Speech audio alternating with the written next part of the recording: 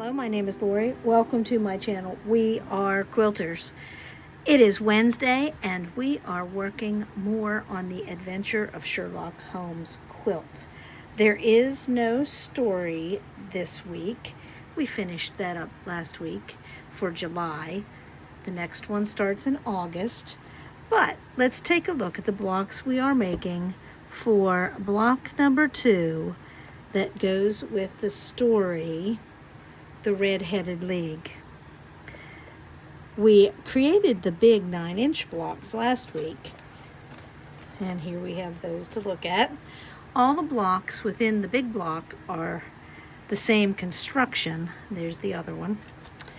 This week we are creating 2 6-inch blocks. We pull this over so we can look. 2 6-inch blocks.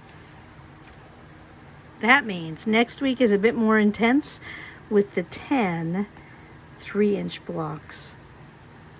Just a heads up in case you want to work a little ahead, but not so intense. It is summer after all. So let's take a look at the parts for the 6-inch blocks for today. On the chart, we have, remember, this is for 1 block and we need 2. So we times parts by 2. So we need 4 times 2, 8 background squares that are 2.5 inches. And the other square that is 2.5 are the reds.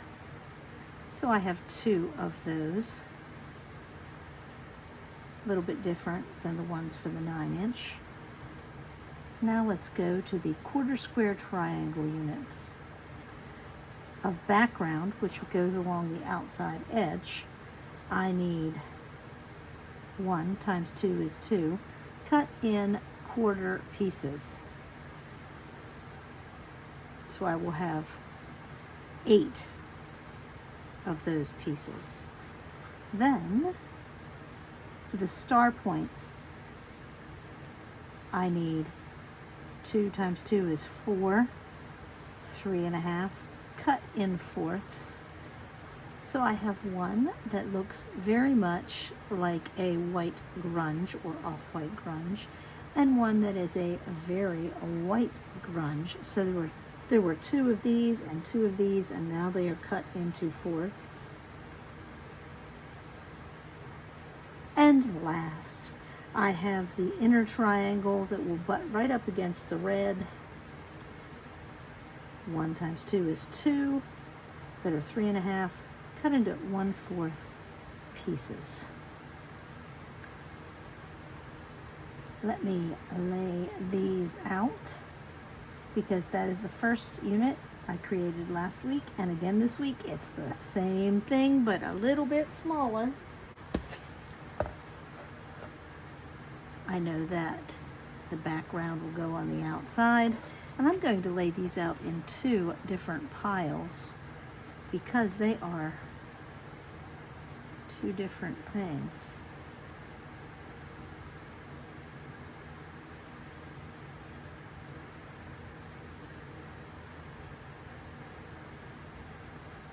Just to give you a little bit of a visual.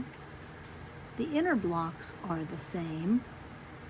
The inner blues, I should say, are the same on both blocks, and the backgrounds on the outside are the same.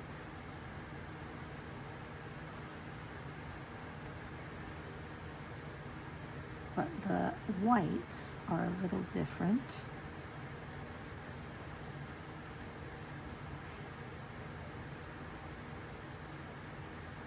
So I'm putting these in pile of 4 because each block gets 4 of the quarter square triangles.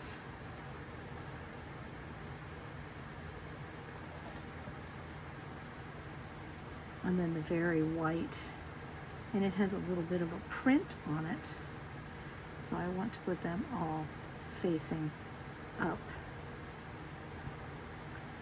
They might be all facing, oh, they are all facing up. Now, to make life easier, to take it to the machine, I am going to flip this around.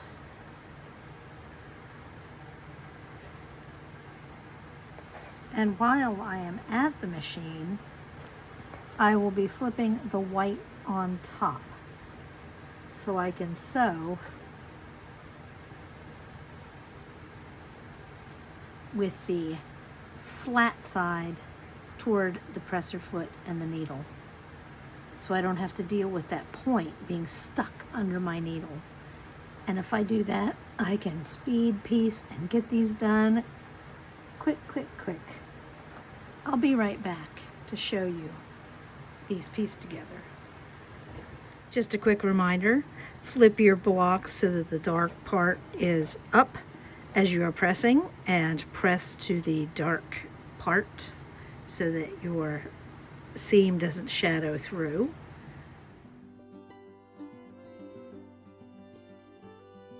I am back with all the pieces pressed to one side, and I have the direction trim hourglass units to the size of the center in the chart. That way I always know what size this should be without too much extra thought. So 2.5 is the size I need to trim to. There would have been a time in my life when I would have said, oh, I can't make that block because it has an hourglass, because I was busy reading the patterns that gave you the exact measurements for the pieces, and they never turned out exactly. They were too small, they were sometimes too big, which wasn't a problem because you can trim down, but too small is a problem. So I like this oversize, and when I trim it, it will be the perfect size for in the block. So that is why I write my patterns to be that little bit of oversize. So then it is always perfect when you go to assemble it.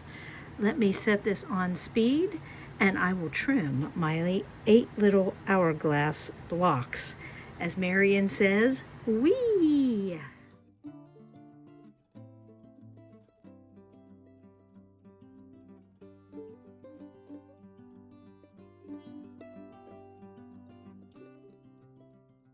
Here it is. This little bit of imperfect makes these absolutely perfect. Let's lay out the blocks and get it done. So I have 2 centers. I'm laying them one on top of the other. So I'm putting 2 in each corner.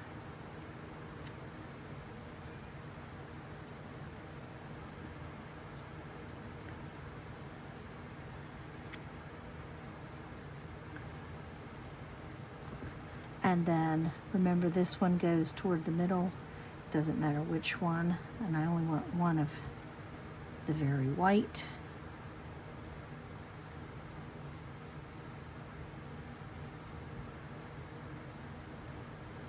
And these whites are so different that it'll be easy to keep track of as I'm assembling. And one of the grunge white. And now I can do a quick, which one do I like better by the grunge white? Do I like the dark, or do I like the silver and red? I think I like the dark by the grunge white points better. So I'm going to stack it that way. I'm going to go assemble this like I would any other 9 patch in rows, and then put the rows together, and I'll be back with the finished blocks in just a few minutes. Remember that as you are pressing to the solid blocks. So these middle rows go in, and the top and bottom go out toward the solid blocks. That way, when you do your final assembly, the blocks lock nicely together, and you might not even need pins. So here we have the 2 6-inch blocks for this week, all pressed and ready to go. Let's take a quick comparison with last week's blocks. There you go. This one is 2/3 the size of this. And there's the other one. So we are well on our way to finishing up the block for this month. Next week we will have the smallest blocks to do. I am going to try to get the little quarter square patches done early, but I can't promise anything with the heat the way it has been. It's time to shut off the iron and go sit in front of a fan.